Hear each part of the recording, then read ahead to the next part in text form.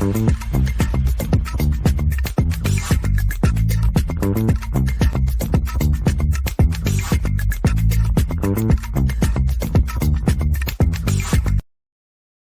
and welcome. This IT management briefing discusses the challenges of using Agile for implementing ERP applications and suggests the use of a hybrid project approach. Agile thinking is great for many types of projects, just not that great for ERP projects.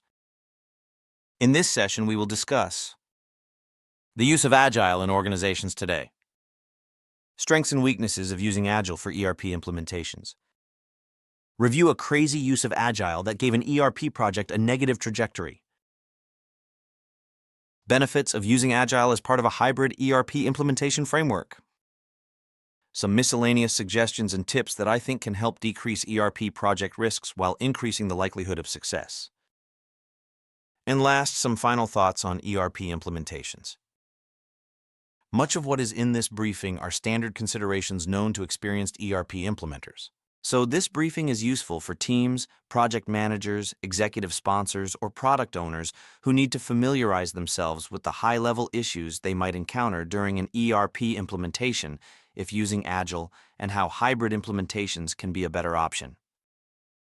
Let's start this discussion by taking a look at the use of Agile today. Here are some Agile statistics from the 2024 17th State of Agile report and a paper from Jeff Sutherland in 2020, one of the founders of Agile. In the US, 71% of companies are now using Agile. Of these companies, 41% of Agile projects are reported successful. However, 40% to 47% of these Agile projects are reported as failed. And 46% of the projects have unhappy customers. The question is, why are 40% to 47% of Agile projects being reported as failed? Here's a selection of high-profile Agile projects that had significant problems. The BBC in 2014 reported that 2005 Surrey Police's ICT system was abandoned in 2013 with a cost overrun of £15 million. The UK Universal Credit System, started in 2010, was reported in 2013 by Ballard that it already had multiple reincarnations with a cost overrun of £14.8 billion. Dolphin in 2023 reported in a retrospect case study that the 2013 US Healthcare.gov system had so many defects that it required a significant emergency rebuild to roll out with a $1.6 billion cost overrun.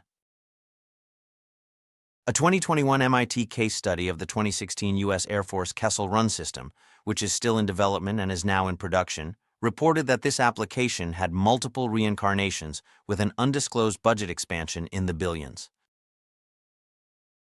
And last, the 2010 FBI Sentinel case management system, which was canceled, was reviewed by Olszewski in 2011 for its failure reasons. Examination of these case studies reveals some common issues regarding these Agile application implementation failures and are lessons learned worth noting. While the list shows that 8 key problems were common across the Agile case studies, 3 issues stand out as being unique to Agile projects while the rest could be observed on any IT project. The top 3 problems noted in all the case studies were 1. Lack of Agile experience, 2. Misapplied Agile principles, and 3. Too much vendor emphasis on speed. The other issues on the list are common to many types of IT projects and will be discussed later in this briefing. The challenge is how to address and mitigate all the issues observed in the Agile case studies. Aside from the 3 Agile-specific issues reported by the project case studies, these projects experienced many other issues, which are also experienced by non-Agile projects. All the issues on the list, which shows frequency of occurrence, need to be addressed for a successful project. Non-Agile project approaches, such as PMBOK, are more prescriptive in defining project tasks than Agile, and are more likely to decrease the likelihood of these risks turning into issues. While Agile does have the flexibility in solving these issues, it does not prescribe for the Scrum Master how to build sprints to avoid these issues. PMBOK, on the other hand, being more prescriptive, addresses these issues. The goal is to use a project framework that is most likely to identify and mitigate risks and issues. One last thought regarding common project problems. If any of the issues on the list do occur, it's more likely due to poor project management than a failure of the framework. ERP COTS implementations have some uncertainty in the requirements phase, but usually have a fairly well-defined development or setup phase. The exception to this is if the project is engaged in a large amount of custom coding. While Agile can be used for an ERP implementation, it is not the type of project Agile was designed for.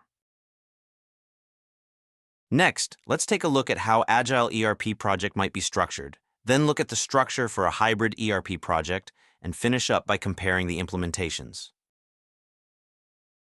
Let's backtrack for a moment and take a look at Agile's strengths that we want to leverage in the ERP implementation application lifecycle. I like building into my project's Agile processes since they help my projects to quickly deliver value by engaging stakeholders, promote collaboration and teamwork, lets the project adapt to stakeholder needs through iterations, and increases team and stakeholder accountability by having everyone more fully participate in project discovery, design, development, testing, and solution acceptance. The diagram shows how a Scrum Agile ERP implementation might be structured. Here are some considerations if you choose to use Agile. You can use multiple Agile teams running sprints in parallel for different work streams to shorten the project's schedule. In traditional project management frameworks, such as PMBOK, it's called crashing or compression. An ERP project can have from 7 to 10 or more work streams depending on the project. Examples of work streams that can run in parallel include environment setups, discovery, user training, conversion, integration infrastructure, and data mapping. The diagram also shows multiple sequential sprints, which are either iterations or creation of new sprints used to refine the implementation gaps or defects based on feedback. Some project sprints occur only once, but they still fit into the overall ERP application lifecycle. For example, planning and project initiation occurs at the start of the project, while such activities as user acceptance testing and conference room pilots, final conversion to go live, final builds to go live, and end-user training occur at the end of the implementation cycle. A couple of limitations I find with Agile are: Scrum Masters may not have enough ERP project experience to facilitate an ERP sprint team, and you may have to augment your project with a technical architect which can act as a de facto project manager. Sprint teams, especially if formed using staff augmentation, may not have the technical skills, Agile skills, vendor-specific application skills, or leadership skills to fulfill being a self-directed team. And as discussed, Agile doesn't really prescribe ERP setups and customization steps and procedures that reduce project risks. If you are using Agile, it is suggested that when doing an ERP implementation, you add to the framework various traditional or application vendor-prescribed project management processes. Last, if you are using Scrum of Scrums, and there are multiple Scrum Masters with different lines of reporting, coordination of multiple sprint teams can be difficult if they are not reporting to a single project manager due to disagreements over resources, time allocation, competing assignments, or disagreements over technology solutions. When I do an IV&V, assurance assessment, or a risk assessment, here are the top Agile processes I look for. None of the processes should be a surprise for individuals familiar with Agile. But if these basic Agile processes are missing or poorly executed, it is likely that project issues will occur. 1. I look for the effective use of Agile rituals since they structure the sprints in the project. If project planning, sprint planning, backlogs, or stand-ups are missing or poorly executed, then uncertainty in work management will occur, leading to gaps and defects. 2. If stories are not well defined and decomposed into functional specifications and tasks, then functional gaps and uncertainty in design and execution of work will occur.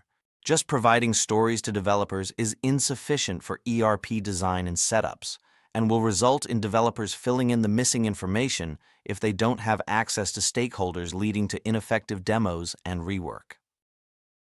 3. If sprints are not defined to the task level, with definitions of done and useful MVPs, then sprint and total project timelines can be difficult to estimate, leading to possible overruns. Additional thought, let the MVP dictate the duration of the sprint. For ERP implementations, why have 2-week sprints if it doesn't deliver an MVP with a meaningful demo? 4. A sprint team needs all roles filled for effective collaboration and solutioning, including stakeholder subject matter experts and product owners. Just engaging stakeholders at demo time will lead to gaps and defects, and the project will not achieve the coordination, teamwork, and accountability needed for a successful project. 5. The best Agile process is when you can show the stakeholders the MVP and make the solution tangible. This leads to best feedback for solution improvement. If demos of the MVP, with 1 to 2 iterations for improvement, are not part of the sprint process, then gaps and rework will most likely occur. 6. Having stakeholders participate in the sprint functional testing, user acceptance testing, and conference room pilots is a way to train users and ensure the correct ERP setups and customizations. The demo show-not-tell approach will avoid any surprises when sprint and project sign-off approvals are requested. Last thought, if subject matter experts and product owners are trained on Agile in the ERP application early in the implementation, they will make better partners and decision makers during the project's planning, story generation, and functional specification validation, leading to less misunderstandings, less defects, and less rework later in the application lifecycle. This is a case study of a project I did a risk assessment on. It exemplifies what can happen when you use Agile for an ERP implementation in an unorthodox way. The project was to implement Microsoft D365 finance and supply chain applications for a job shop manufacturer with 6 subsidiaries. The strategic goal was to consolidate the subsidiaries' manufacturing and finance systems onto one platform with one set of business processes. The subsidiaries all had custom applications tailored to produce many made-to-order products for customers.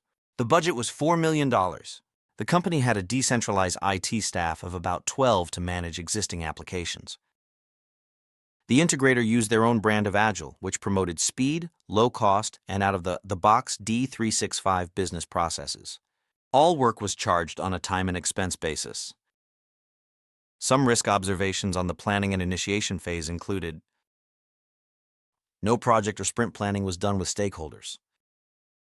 A 1-week initiation and planning session was held that only included the organization's CIO and risk manager and the integrator's 3-person discovery team.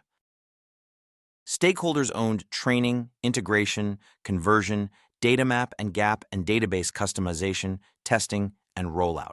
This level of ownership by the client with such a small and D365 IT staff was unusual, and suggested the contract with the integrator was not fully vetted. No contract staff had been planned to help with the organization's implementation tasks or included in the budget. The overall project plan was prepared by a different vendor prior to the startup of the project. The plan was neither specific to a D365 implementation nor forecasted to the task level. The implementation integrator did not prepare or present a revised total project plan, but only provided a 5-week discovery plan at the kickoff. This lack of schedule planning and management was a red flag. The discovery process was labor-intense, with stakeholders making a large time commitment. It ran for 5 weeks, 4 days a week, 3 to 6 hours a day, with the goal of having the stakeholders review and approve the out-of-the-box business stories for implementation for 10 business areas that were covered by the D365 finance and supply chain modules. 1 or 2 subject matter experts from each of the 6 subsidiaries attended the discovery sessions. While the discovery schedule kept on track, the goal of story approval was not achieved. The application story review process was not detailed enough to determine a fit between D365 modules and the current business processes. In addition, the story approval process was application-centric and not client business process-centric, which is as far from Agile principles as you can get. The organization simply had no idea what it was to approve. The integrator made a risky assumption that an out-of-the-box solution would meet the production needs of the 6 subsidiaries, which were all producing different products. This assumption resulted in the traditional functional map and gap process being sidelined. At the end of the 5 weeks, the organization scrapped the integrator's request to approve the out-of-the-box stories, and the integrator ventured into design and setup phase without a firm scope commitment. The table lists some of the key stakeholder issues with the discovery process. The key concerns were as follows. 1. Subject matter experts from all 6 companies kept asking if the out-of-the-box flows would meet their unique business processes. 2. Stakeholders voiced concerns about limited business flows and stories reviewed. 3. Stakeholders voiced concerns about not understanding the D365 applications and not knowing what they were agreeing to since they had no upfront training. 4. Stakeholders voiced concern over the poor, incomplete story quality. 5. At the end of discovery, there was no sprint planning, sprint roadmap, no project backlog, and no go-forward work plan. 6. Last, the CIO ignored the risk assessments and continued to support the integrator's process regardless of the red flags. Here are 3 additional risk management observations. 1. The feasibility of the executive strategic goal of consolidating 6 companies producing different products onto a single platform with a unified set of processes was never questioned.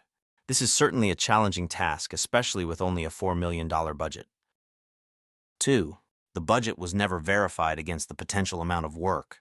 ERP implementation tasks are well known and budget forecasting by an experienced integrator achievable. The risk manager estimated that the budget could be at least 3 to 4 times greater than the actual budget. 3. Upfront readiness planning could have lessened the risks and issues of this project.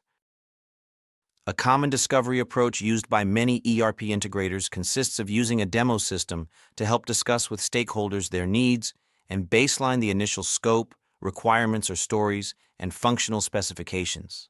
This direct show-not-tell approach helps stakeholders to become familiar with the application and more effectively participate in requirements validation, design, and testing decisions. The integrator's development phase consisted of sprints that included design, setups, demos, testing, and rework iterations. This sprint SDLC would have been reasonable if the stakeholders participated. However, the integrator did all the design and setups, then performed a demo for stakeholder feedback, and then started improvement sprints, creating customizations to fill gaps or performing rework to fix defect setups. This approach left the stakeholders little time to fully understand or critique the new business flows.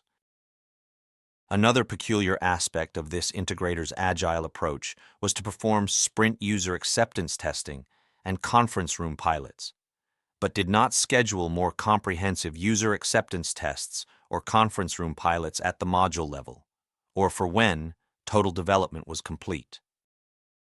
Last, the backlog only consisted of stories from discovery, which had gaps, and the sprints were created on the fly without any sequence planning or story task decomposition.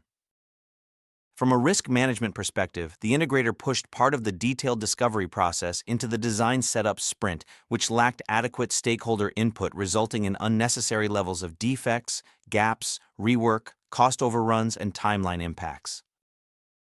There were lots of questions from the stakeholders on changing existing business processes to D365 functionality without disrupting production, customer deliveries, and revenue. Other risk management issues observed due to the integrator's unique approach were A. Poor work scheduling with no end-to-end schedule. B. Growing stakeholder dissatisfaction. C. Stakeholders hiring D365 application trainers. D. Stakeholders hiring application developers for conversion, integration, and D365 administration, which was not in budget. E. A continuous stream of unplanned change requests. And F. Quadrupling of budget. It should not come as a surprise that there would be defects, gaps, rework, and lots of change requests. Good processes leads to good outcomes, while bad processes leads to bad outcomes. If we revisit the earlier list of good Agile practices, we see that the integrator in the case study did not include the expected good Agile practices in their custom Agile approach. Now let's look at what a hybrid ERP implementation looks like, which incorporates Agile processes, and discuss the advantages of using a hybrid implementation. The 2024 17th State of Agile report indicates that 49% of surveyed large organizations use a hybrid model, while 45% of medium-sized companies use it. Many software vendors prescribed a hybrid ERP implementation method. Microsoft, for example, promotes its D365 Success by Design hybrid approach, which is shown in the diagram and has been tested on thousands of implementations. By using a well-defined, prescribed ERP implementation process, projects can reduce project risks and chances of failure.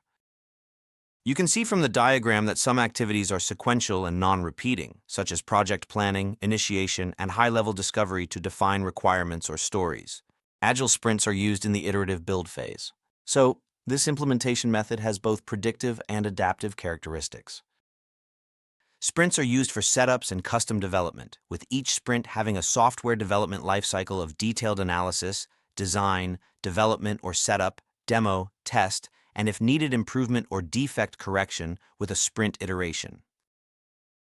As discussed, by running sprints in parallel, the project timeline can be shortened.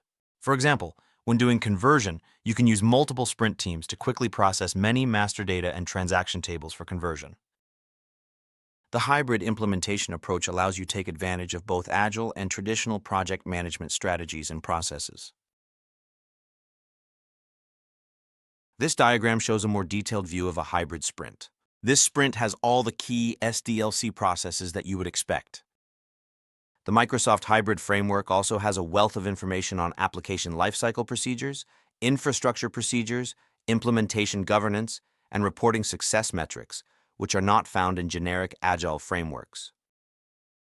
I suggest that if you are doing an ERP implementation that you look at the implementation documentation guidance your application vendor provides. As a risk manager, and given our discussion on the integration vendor in the case study, the question I presented to the CIO was, why did the integration vendor propose their own Agile approach given the extensive framework available from Microsoft? It was a red flag as to whether this integrator was really experienced in D365 implementations and if they oversold their skills and experience to win a contract. Last thought, all organizations should perform a readiness assessment by an external, experienced, independent risk manager before embarking on an ERP implementation contract, and to help with project planning, risk management planning, contactor selection, infrastructure planning, staff augmentation, budgeting, project governance, etc., especially if the organization is inexperienced in implementing ERPs. We covered a lot of ground in discussing agile and hybrid approaches for ERP implementations. The table summarizes some of their key similarities and differences. ERP projects can have thousands of implementation tasks that are best guided through a more prescriptive approach than Agile's approach, which is best for projects with high requirements uncertainty. The lesson learned from the case study of the unique integrator was that Agile can be misapplied in ERP implementations that lead to problems. The bottom line is that a project team needs to think carefully about their project management framework to reduce project risks and risk of failure, and not just use what is trending. For the last part of this session, I would like to make some suggestions for helping your ERP implementation be successful. Some of the suggestions strengthen Agile processes, while others support the ERP implementation regardless of the framework.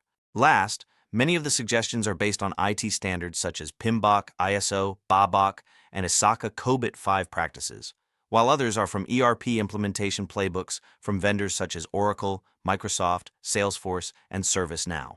Here are the 17 considerations for ERP implementation success. 1. Use what works and is efficient. Don't be restricted by dogma. There are no shortcuts, so do it right the first time since it's more costly to fix defects later. 2. Train users at the start of the project on the application and on Agile to maximize collaboration and informed stakeholder decision-making. Educated and trained stakeholders make better partners. 3. Manage executive expectations on what a replacement ERP project can achieve, its timeline, and its costs. Make sure the project aligns with corporate strategic goals. 4. Use stakeholder surveys to collect approvals, design feedback, and gauge satisfaction. 5. Have a steering committee whose responsibilities are defined by a charter. Project managers and product owners need to participate on the committee, Not having a steering committee limits accountability for the project and the project's ability to take corrective actions regarding scope, time, budget, and resources. 6. Consider having an experienced ERP project manager lead the project in addition to Scrum Masters who can facilitate work streams. An experienced project manager with project responsibility and decision authority can ensure proper decisions are made and coordinate work streams, thereby reducing risks associated with Scrum of Scrums. 7. Avoid letting executive sponsors, non-project IT managers, or product owners usurp project manager responsibilities, authority, and decision-making. This situation can result in untrained executives making or influencing project decisions with negative outcomes. 8. Perform weekly risk assessments using an independent risk manager that reports to the PMO, auditor, and steering committee. If your risk manager is influenced by organizational dynamics, then poor project performance and mitigations may never get aired and implemented. 9. Create comprehensive stories and requirements, functional specifications, and decompose into detailed work tasks to guide developers' work and avoid gaps or defects. Use project and sprint backlogs to facilitate work planning processes. 10. Employ a user-friendly, low-cost ALM requirements and testing tools to reduce documentation and improve task-level management, which stakeholders can use for online, anytime, and anywhere use, providing corrective feedback, clarifications, and approvals. 11. Employ a task-level work scheduler to manage the project's and sprint's tasks, as well as to facilitate forecasting the project's end-to-end timeline and budget. 12. Don't constrain yourself to a fixed sprint duration. Let the work necessary for an MVP guide the decision how much time is needed for a sprint. Demo each MVP to gain feedback for iterations or approvals. Release approved MVPs into gold, functional test, and training environments. 13. Employ a user-friendly test platform to enable stakeholders to be involved in testing and approvals. Do not use Excel worksheets for testing. There are several low-cost ALM, requirements management, and testing online platforms that will improve the quality of testing, defect management, and reporting. 14. Engage the organization's subject matter experts in sprint functional testing for early identification of issue defects, gaps, and for training. 15. Perform UAT and CRP after development on a completed system. Unit and functional testing can be part of sprint. User acceptance testing and conference room pilots are done at the end of the development phase and allows end-to-end testing of business processes and transactions. 16. Perform testing on the production build before going live to verify that nothing has been missed on your rollout checklist, such as setting security. 17. Publish key performance indicators, key risk indicators, project performance improvements, and risk logs as part of the steering committee reports. These metrics create transparency on the project's status and sets the stage for important risk management and scope change decisions. Implementing an ERP application presents unique challenges due to the need to retain select business workflows, translation of legacy data, and retention of business logic, while developing new business transformations. Each ERP implementation has unique characteristics that need accommodation by tailoring the project framework. One size does not fit all. By being aware of common ERP implementation problems, such as those outlined earlier in the briefing, the project team can include processes and mitigations into their implementation to reduce project risks and issues. Here are my 8 considerations when managing an ERP project. 1. Know the complexity of the existing system you are replacing. It indicates the level of effort required to implement a new system. 2. Assess organization expectations, constraints, and goals for risks. 3. Consider how to use Agile productively. 4. Ensure your team is application and Agile trained. Quality staffing can be a problem for projects that use staff augmentation since developers are often not trained in Agile, making collaboration difficult, creating poor stories, not decomposing stories into development tasks, leading gaps and design defects, and poor schedule management. 5. Look for process gaps in your implementation and fix ASAP, don't wait. Agile teams that promise unrealistic implementation timelines and have vague functional specification lead to high level of defects. These situations lead to rework, increased costs, timeline extensions, and stakeholder dissatisfaction. 6. Use an experienced project manager with Scrum Masters for Agile work streams. Don't assume that your sprint team can self-manage or self-direct, and avoid Scrum of Scrum's responsibility and authority issues. 7. Use an independent risk manager that is insulated from organizational influences to help keep reporting and process improvement of your project transparent and on track. 8. Many organizations will keep putting money into a project that has problems without a change plan based on understanding the root causes of the problems. Organization and project leadership often will stay the course and spend the extra money rather than change course. This is a difficult scenario to address and requires careful navigation. Transparency and risk and issue reporting can help decision makers to address this issue. Perhaps the hardest scenario of all to deal with is poor leadership at the project manager, executive sponsor, or product owner levels. Project managers can be swapped out. Changing executive sponsors or product owners is more difficult, but can occur if the steering committee or senior executives are involved in overseeing the project. In closing, a hybrid ERP project framework, which includes Agile processes, can be more effective for managing an ERP implementations than just Agile. That's all for this quick project management briefing. Visit our website for more tutorials, or give us a call to learn about how our low-cost, rapid project risk assessment service can help you keep your project on track. We hope you found this information useful, and thanks for watching.